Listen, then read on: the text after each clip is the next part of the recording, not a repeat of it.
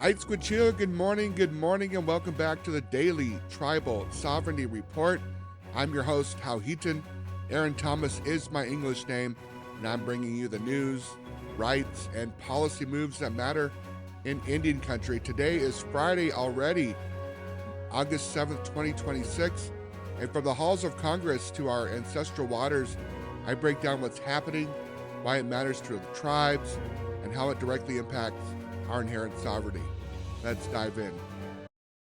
First up in policy and legislative news, according to National Native News and the Senate Committee on Indian Affairs, the Senate Committee on Indian Affairs is moving forward with a major legislative package aimed at settling long-standing tribal water rights across American West. This effort targets critical water claims for the Yavapai Apache Nation in Arizona, as well as the Agua Caliente Band of Cahuilla Indians and the Pechanga Band of Indians in California. It also boosts the Indian Water Rights Settlement Completion Fund. Now, why does this matter to tribes? Access to clean, reliable water is essential for basic public health and other types of economic growth for our reservations. And why does it matter to sovereignty? Fulfilling federal trust and treaty obligations through legally binding settlements keeps state and municipal governments from eroding tribal water rights. It cements tribal jurisdiction over our natural resources. And looking at the opposition, local non tribal farmers and neighboring critics and cities often express concern over reduced water allocations, arguing that senior tribal water claims could limit regional economic growth during droughts. And moving to Minnesota, according to National Congress American Indians policy resolutions, tribal leaders are calling on the Senate Committee on Indian Affairs to hold formal hearings on House Joint Resolution 140. This resolution seeks to overturn Public Land Order 7917, which currently protects lands within the 1854 ceded territory, including the Boundary Waters Canoe Area Wilderness, from mining and geothermal development.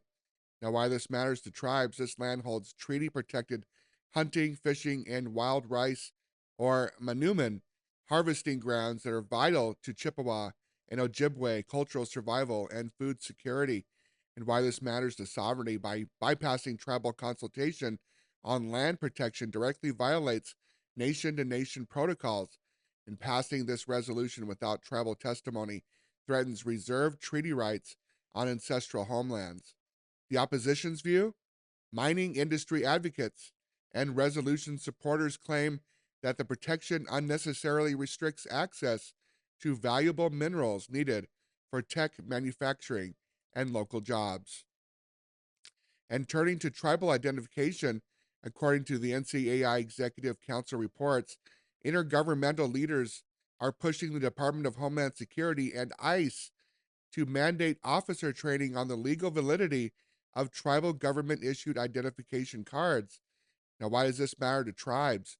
Tribal citizens routinely face systemic hurdles when presenting valid tribal IDs at airports, federal facilities, or security checkpoints.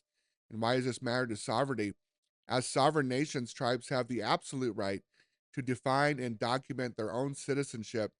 Federal recognition of tribal IDs puts tribal citizenship documents on equal legal footing with state and federal IDs. And from the pushback side, certain federal security administrators cite concerns over establishing uniform security features, anti counterfeiting standards, and database connections across various tribal issuers. And in Alaska, according to the NCEI resolution ECWS 26009 and the Alaska Native Leadership Coalition, Alaska Native leaders are rallying against proposed federal rule changes that would reduce Native representation on the Federal Subsistence Board under ANILCA. And why this matters to tribe, rural Alaska Native communities depend on subsistence hunting and fishing for daily food, nutrition, and cultural survival. And why this matters to sovereignty, silencing or reducing Native voices on governing boards strips indigenous peoples of authority over their traditional food systems.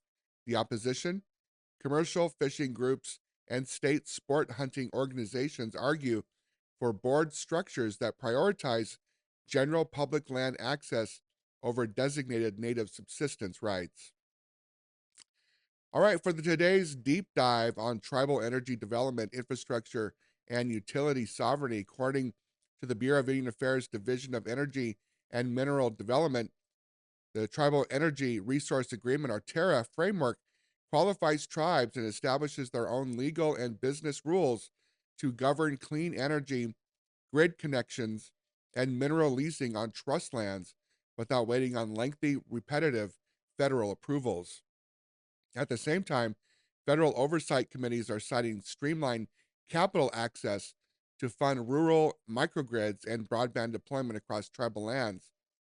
What is the impact on self-determination? While energy and utility sovereignty allows tribes to possibly lower costs for families, sell clean energy back to regional grids, and maintain total authority over projects built on ancestral homelands.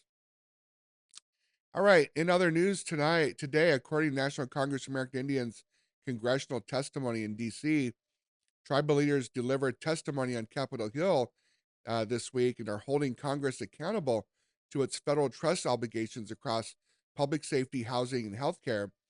Their testimony focused on three urgent demands. Number one, treaty rights and land use, mandating government-to-government consultation before taking legislative action on public land without withdrawals or energy leases. Number two, public safety funding, permanently funding tribal law enforcement and expanding tribal court jurisdiction under the Violence Against Women Act to close public safety gaps. And the third one, protection of tribal IDs, establishing strict accountability when federal officers reject valid tribal ID documents.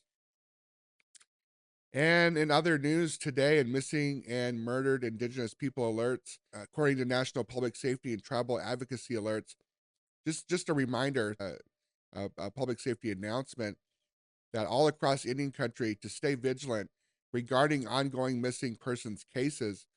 If you have any information on missing individuals, please contact your local tribal law enforcement immediately or submit an anonymous tip to the FBI Indian Country Missing Persons Initiative, or NAMUS. For those needing support, the Strong Hearts Native Helpline provides confidential, culturally centered support for domestic and dating violence. Call or text 1-844-7-NATIVE. That's 1-844-7-NATIVE. All right, before I wrap up here on this Friday, here are some key upcoming events for tribal leaders and staff, according to regional and national event coordinators.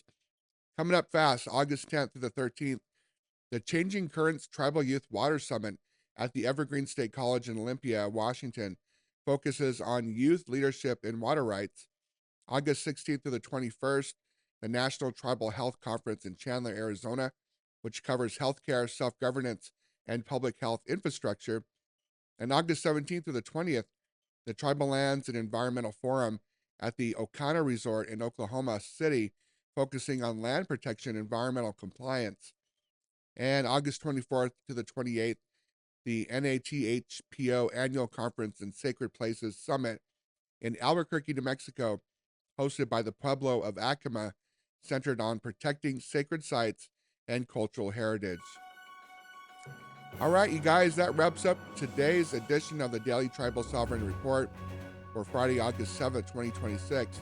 If this report kept you informed, smash that like button, hit subscribe, and share this podcast across your networks. Every share helps us amplify Indigenous voices, defends treaty rights, and keeps Indian country informed.